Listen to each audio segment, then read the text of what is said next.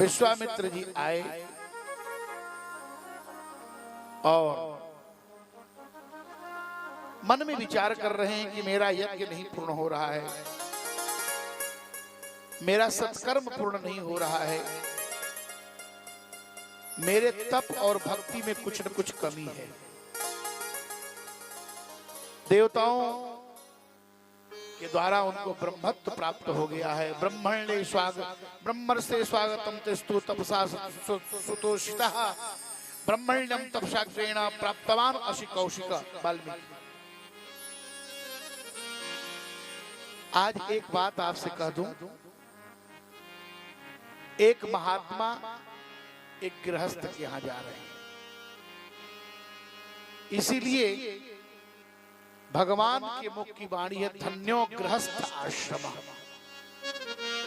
गृहस्थ से भगवान विश्वामित्र मांगने जा रहे हैं। विचार के संत बड़े हैं कि गृहस्थ बड़े हैं।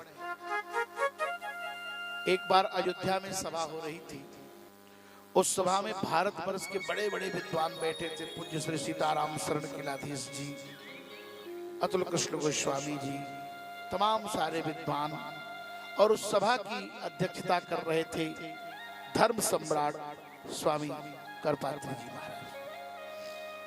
और धन्यवाद ज्ञापन करना था अभिनव तुलसी पंडित राम किंकर उपाध्याय जी को, जो महाराज श्री की जन्मभूमि से थोड़े ही दूर के हैं। तो धर्म सम्राट स्वामी करपात्री जी ने अपने प्रवचन में यह सिद्ध कर दिया कि सन्यास आश्रम सबसे श्रेष्ठ है। स्वामी जी तो अद्वितीय विद्वान थे। भारतवर्ष में उनके सामने किसी की विद्वान कोई पड़ा नहीं, उनके जोड़ का कोई विद्वान पड़ा नहीं सामने।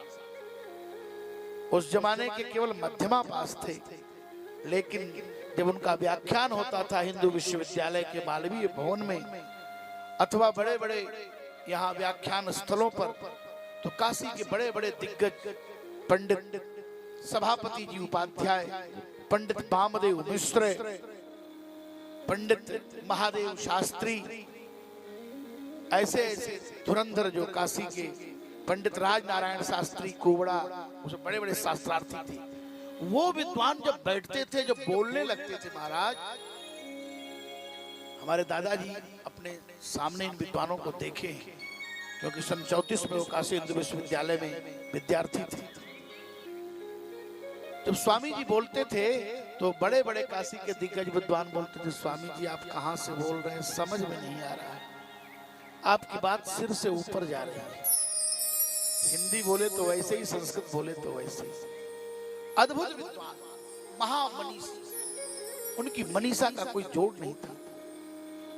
पंडित राम किंकर उपाध्याय जी ने धन्यवाद ज्ञापन करते समय मुस्कुराते हुए एक स्वामी जी के चरणों में प्रणत करते हुए कहा, स्वामी जी आप बड़ी अच्छी बात कहे, वास्तव में सन्यास तो श्रेष्ठ आश्रम है, लेकिन मैं एक बात कहना चाहता हूं, यदि गृहस्थ नहीं होते